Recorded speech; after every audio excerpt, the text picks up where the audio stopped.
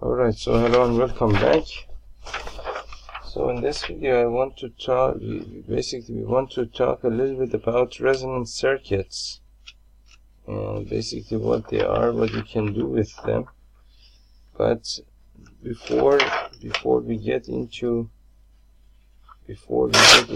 basically resonant circuits, we need to get some terminology out of the way. Okay. So basically,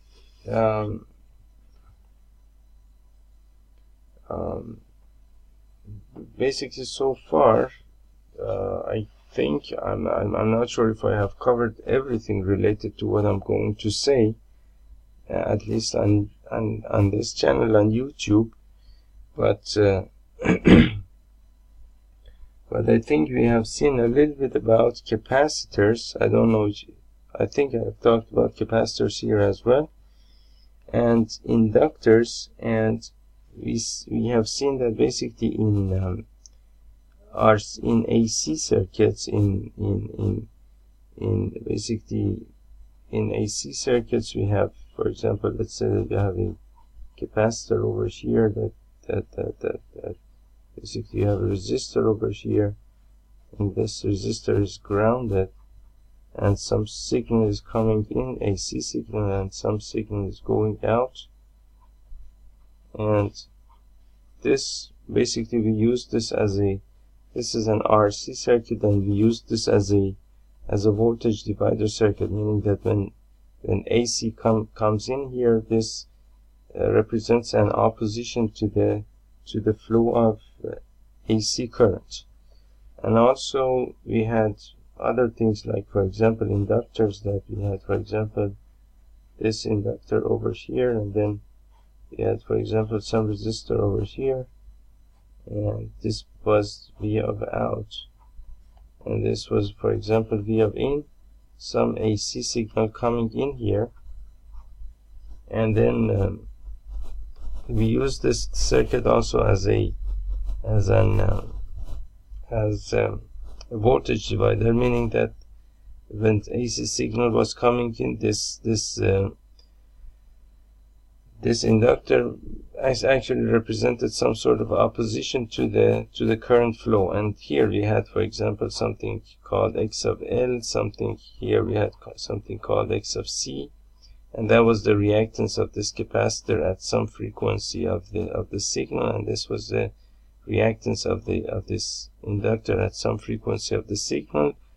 And though that reactance was actually, even the unit was in ohm, meaning that was some sort of opposition to the flow of electric currents, just like a normal basically resistor in a DC circuit. Okay, so now there is some other type of circuits, which is called LC circuits. Okay, which is called LC circuits, and in these LC circuits there is some sort of useful phenomenon that happens, which is called resonance.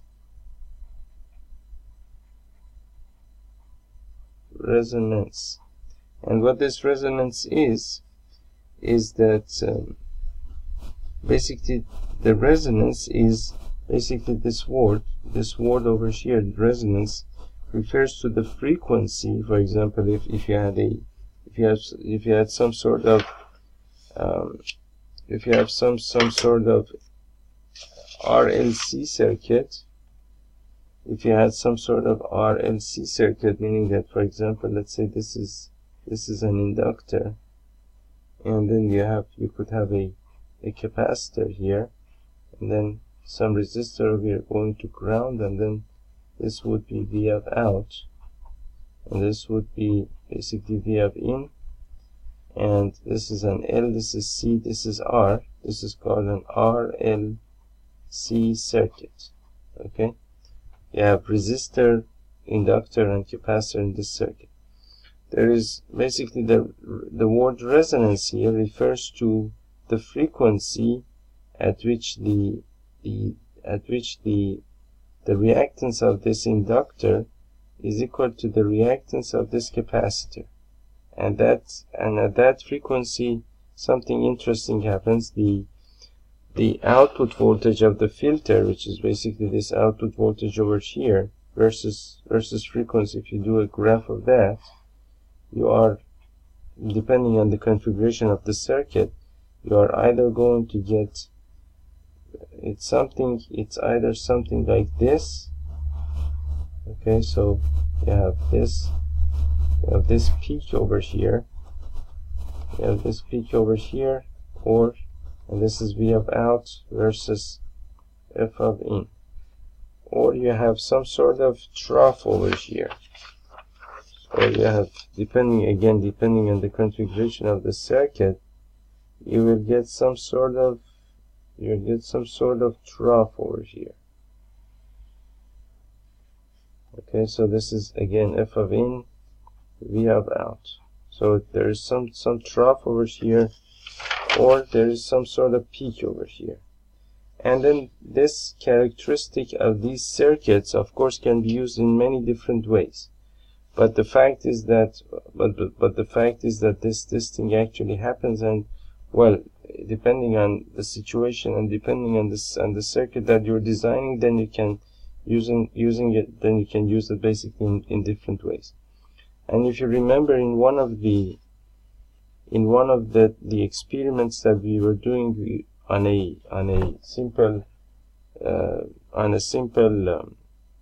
this thing over here, this inductor, I think it was the high pass or low pass, I don't know. It was the last, it most probably was the last experiment that we did with these inductors. And we got, when we basically, what happened over there was that basically we drew the graph of the output voltage of that filter. It was an inductor, it was an RL circuit, okay, and if this is F of in and V of out, we came all the way up to here. This was somewhere about 1.3 megahertz or so. At 1.3 megahertz, the output kind of went to some sort of peak at this frequency over here.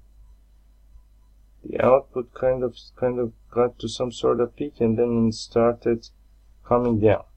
And it was a low pass filter, I suppose, because I remember that the voltage started at this at the top of the at this top here, and then it came down here.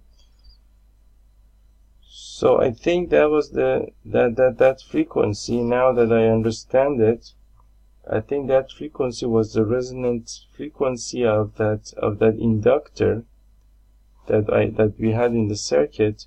And well, of course, I mean, whatever you do, at the end of the day, some sort of capacitance or some sort of inductance is going to be, whether you like it or not, some sort of capacitance or some sort of inductance is going to be created in your circuit.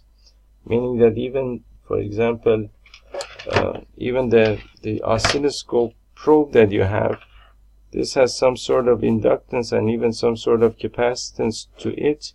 The wire, the probe, and everything. It has some sort of inductance and capacitors well built into it at different frequencies. You cannot avoid that. And then, when it under different circumstances for different types of experiments, things kind of fit together, and then you will see something, for example, something like this that happens. And then, of course, that depends on your whole, basically, test gear and the whole situation, and even probably all of the other test gear that are operating in the vicinity of your circuit, and so on and so forth. Even the cell phone that you might be using in the house or in the lab is going to be a deciding factor. But at the end of the day, although I didn't have any specific capacitor in that circuit, but I saw something over here, and I suspect that was some sort of resonant frequency that was being created as a result of basically some capacitance in the circuit created by the wires and the whole circuit itself. Again, although there was no capacitor in the circuit at all, I didn't put any capacitors in there. And so that's basically what happened there. Okay. Now what we want to talk about here in these series of videos, it's going to be about probably 6, 7, 8, probably up to 10 videos, probably 10 hours or so. What we are going to talk about is a couple of things. Now there is something called a series LC circuit. So we have something called a series LC circuit. And what a series LC circuit is basically simply, for example, some inductor over here plus a capacitor, for example, and you usually have a resistor in there as well, and then that goes to ground, and this is your input V of in, this is your output V of out, and that's a series LC circuit. So we will talk about the impedance in these LC circuits, how to calculate the impedance in these LC circuits, and the resonant frequency in these circuits. So the impedance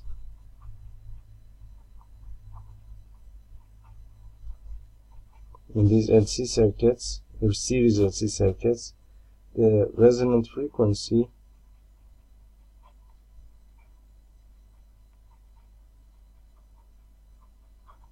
and also the graph of basically the output voltage, basically V of out versus frequency related to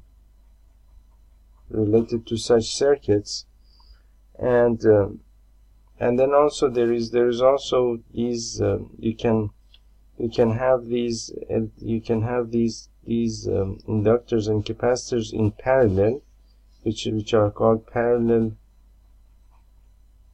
LC circuits. Okay, and again here we will talk about the concept of impedance and resonant frequency, and also the graph of the output V of out versus frequency, and there is also something else called the bandwidth,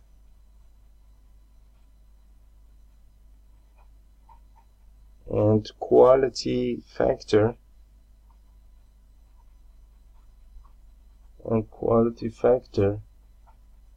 related to both the series and parallel LC circuits that we will talk about. And then we will also talk about a little bit about oscillators. We will talk a little bit about oscillators, and then just touch upon oscillators, not going too deep into oscillators. But then in the next videos to come, then we will basically get into oscillators and to understand them basically in more depth. Okay. But basically what we want to do here in the next few 10 or so videos, 10 or 15 videos, is basically going to be this, which is going to be basically this thing over here, and basically it's going to be around 10 to 15 hours of videos, and I mean, wherever I can, I'm all for basically experiment.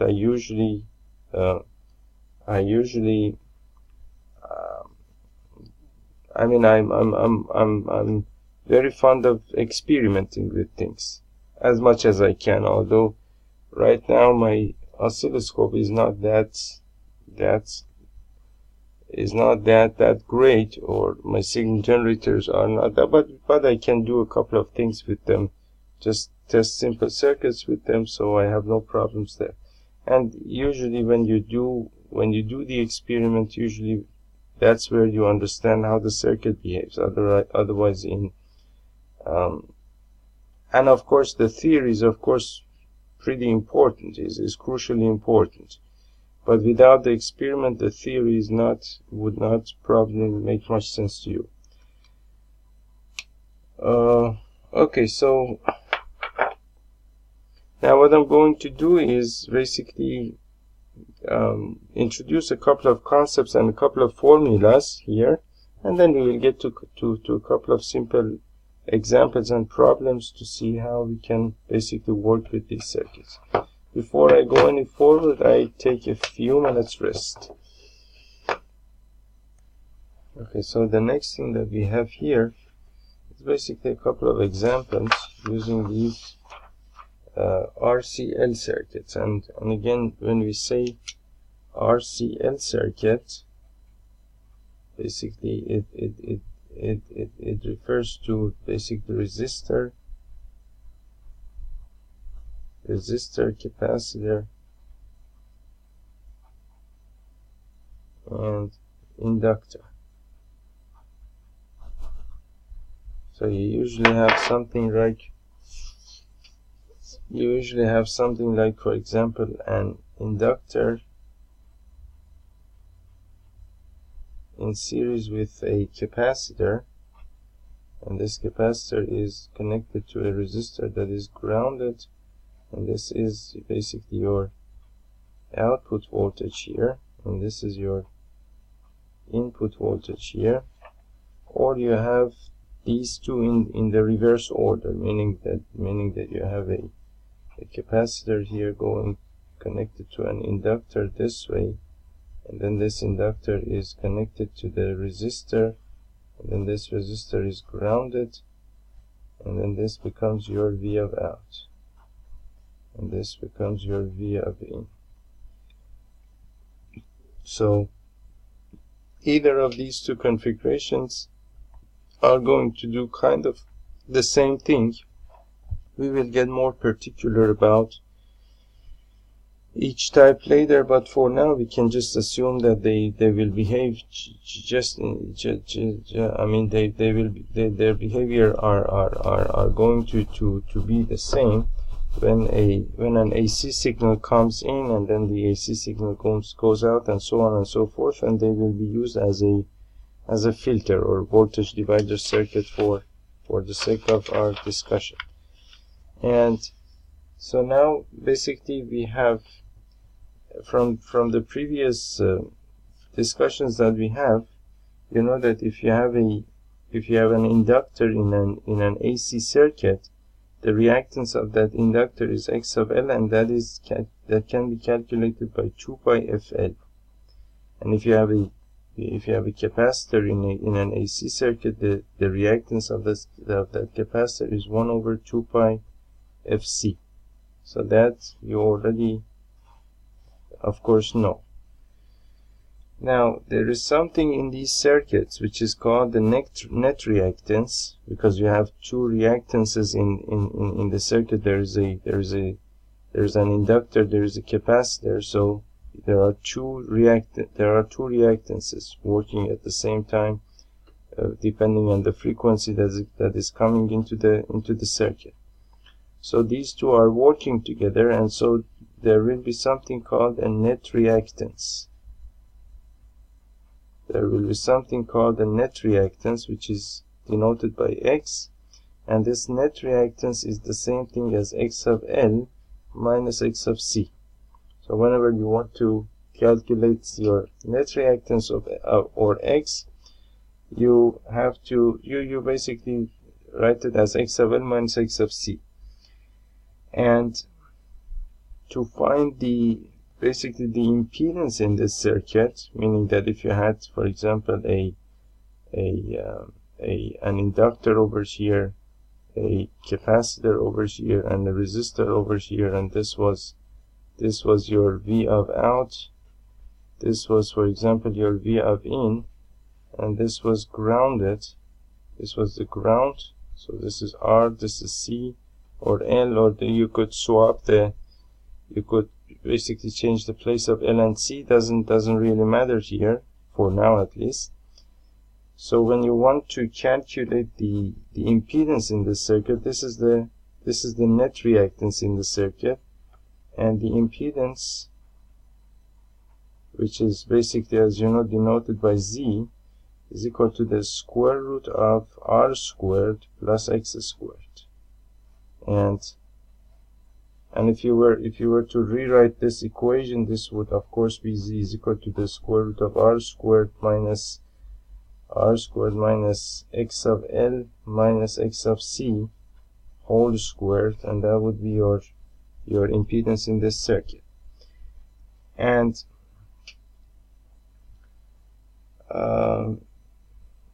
so let's now use these formulas in a couple of examples to get more familiar with them and more comfortable with them. So let me see what this thing is. Okay. So for example, let's say that you have a circuit. Let's say that you have a circuit at some circuit like this, and the frequency in this circuit is equal to 1 kilohertz, and the inductance is 100 microhenry. I'm 100 millihenry, and the capacitance is equal to 1 microfarad, and the resistor is 500 ohms. 500 ohm. Okay. So now you want to calculate the net reactance.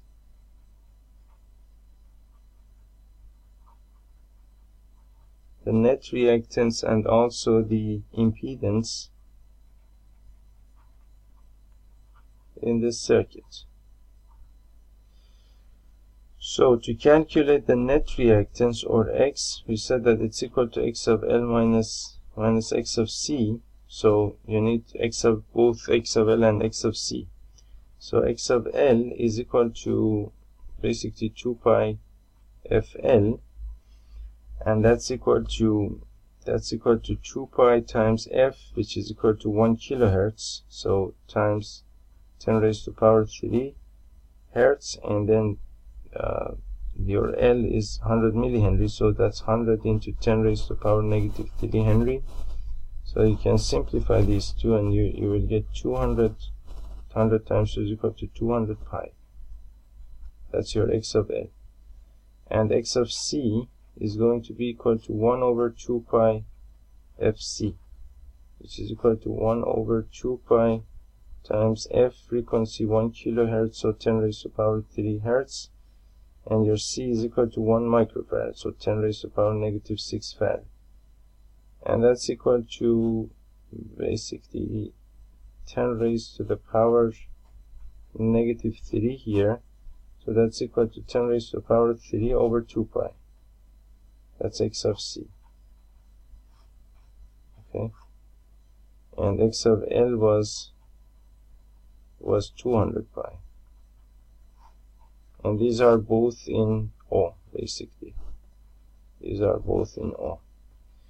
So now to calculate the net reactance, or X, it's equal to X of L minus X of C, which is equal to 200 pi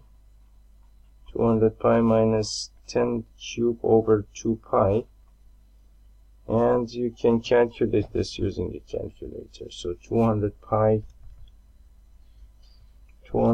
minus 1000 over, for example, 2 pi is equal to 469 is equal to 469 ohm. Basically, it's still reactance, so the unit is going to still be ohm, and the impedance, which is Z, is equal to the square root of R squared plus X squared. Okay, So that would be the square root of r squared, which is 500 squared, and x is equal to 469 squared.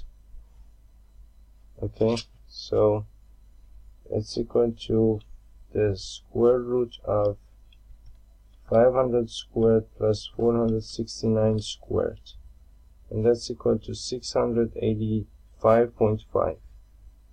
685.5 ohm. So that's basically your impedance, 685.5 ohm. So that's basically the and your X, which is net reactance, is equal to 469 ohm. So that's the two things that we wanted to calculate. 460 and 685. Okay. So that's basically how you use this formula. It's pretty simple. There is nothing. There is not much. I mean, there is nothing much complicated about them. And it's also interesting that you can. I mean, most of your electronics, you can actually get away with knowing simple algebra. With simple algebra and some trigonometry, you can actually do most things in electronics without even knowing calculus. And that's basically actually due to the fact that I'm using actually a good book that I actually happened to find. Okay, so now let me get myself a couple of sheets of paper.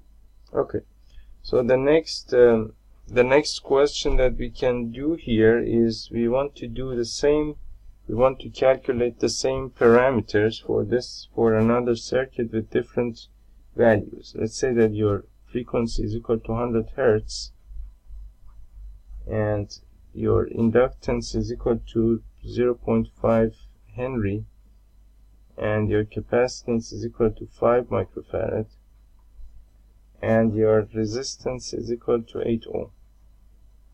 Okay, so now in order to calculate, you want to calculate net reactance and also impedance. So you know that your net reactance is equal to x of L minus x of C, which is equal to, now x of L and x of C we need to calculate. So x of L is equal to 2 pi FL, which is equal to 2 pi times F, which is 100 Hertz, 100 Hertz times L, which is equal to 0.5 Henry. So that's the same thing as half 0.2 is equal to 1, so that's 100 pi. 100 pi. So let's see, 100 pi. Okay, so your x of L is equal to 100 pi ohm actually. Okay, now x of C is equal to 1 over 2 pi FC, which is equal to 1 over 2 pi F frequency 100 Hertz times C, which is equal to 5 microfarad. So 5 into 10 raised to the power negative 6 farad, and that's the same thing as 10 raised to the power negative 4 simplified with this, and that's a 10. So this whole thing is going to be equal to 1 over 10 raised to the power negative 3. So that's 10 raised to the power 3 over pi. 10 raised to the power 3 over pi. And the unit is ohm. So x of C is equal to 10 raised to the power 3 over pi ohm. Okay. Okay, so that is that. And then once you have these two values, you can calculate your net reactance, which is equal to x of L minus x of C, which is equal to 100 pi minus 10 cube over pi, and that's equal to 100 pi minus 1000 over pi, which is equal to some negative value. Now you need to just for the sake of discussion, I'm getting negative 4.15. okay, I'm getting negative 4.15. X is equal to negative 4.15 ohm. Okay, and when you get a negative value over here, that means that your net reactance is actually, it's called capacitive. Okay, it's called capacitive. And in the previous case, we got a net reactance that was basically something like, I don't know whatever that was. X was some positive value. It was some positive value, and when you get your when you get your net basically your net reactance as a positive value, you call that an inductive net value. This would be an inductive net reactance. Okay, and then when your net reactance is a negative value, so this is positive, and when it is negative, you call it a capacitive net reactance.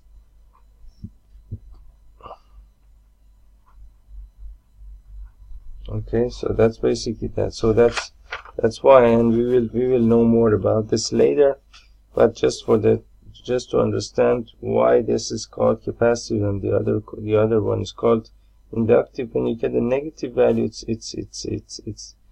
called capacitive. The net reactance is capacitive. And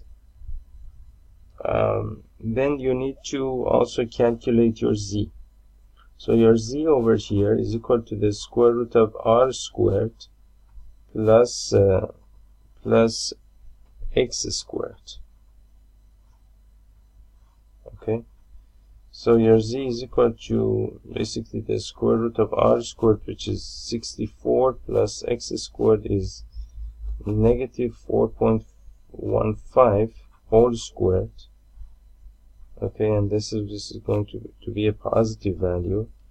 So the square root of 64 plus minus negative 4.15 all squared is equal to 9.01. Take it as 9 ohm. So your Z here is equal to 9 ohm. Okay, so basically by convention the net reactance is negative. Then the net reactance is negative when it is capacitive. That's basically, and also it is positive when it's inductive. Okay, but about the meaning of that we will talk later. Or let's do another circuit over here. We have a couple more circuits here. We will do them as well.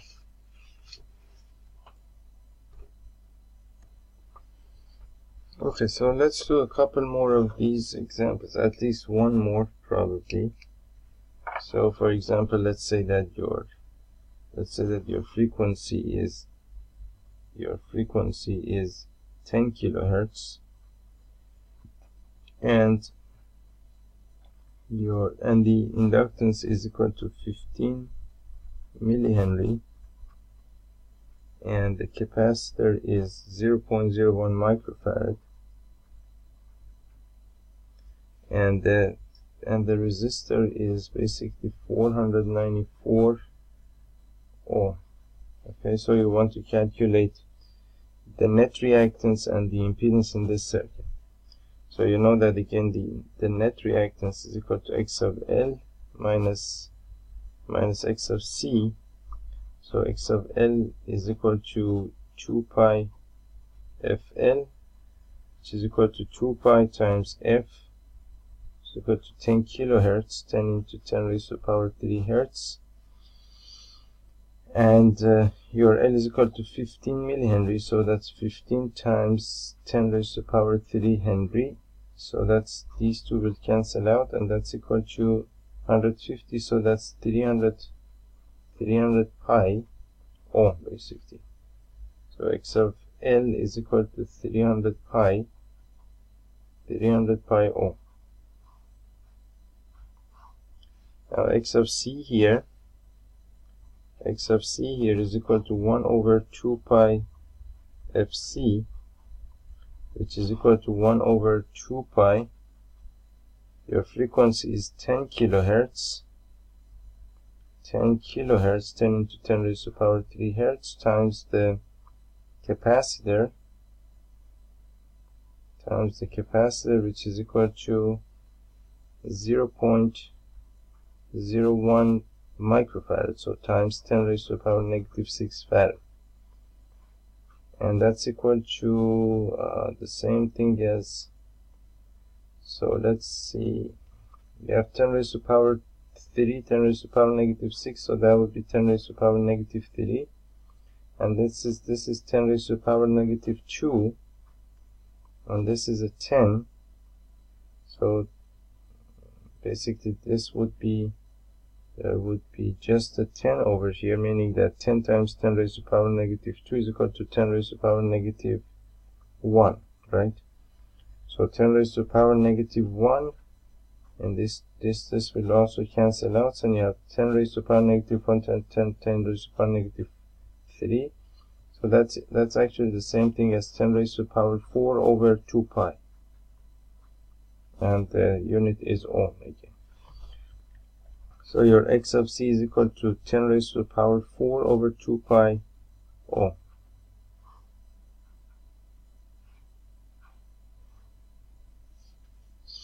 Okay, so that is that. Now, in order to do basically your net reactance,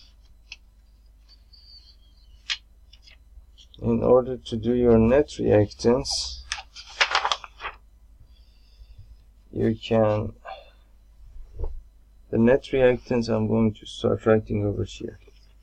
So your net reactance is going to be equal to X is going to be equal to X of L minus X of C, which is equal to X of L was 300 pi.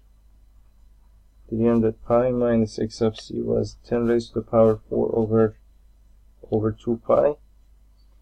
So that is equal to 300 pi minus 10,000 over 2 pi.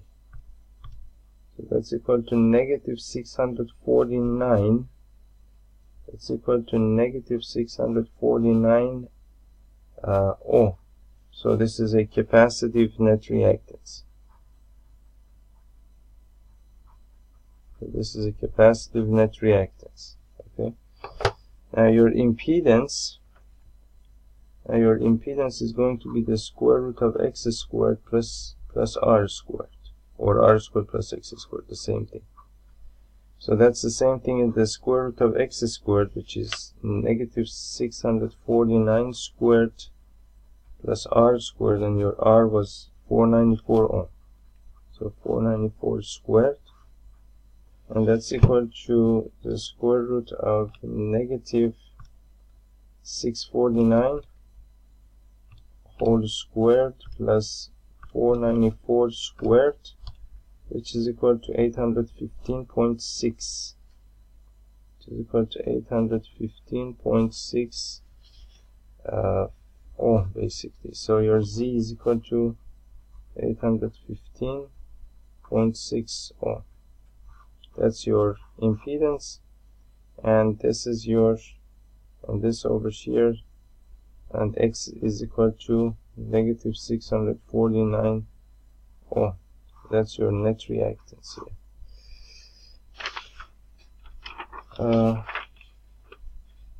649, and that's capacity. Okay, so I guess that's enough for this kind of problem. We already know how to do it, so we can actually get to some other type of problem. So let me see what we have ahead. Okay, so basically we are done for this part. In the next video we will talk about the resonant frequency and how to calculate that. We will do probably a couple of problems there. So I'll see you in the next video. Thank you.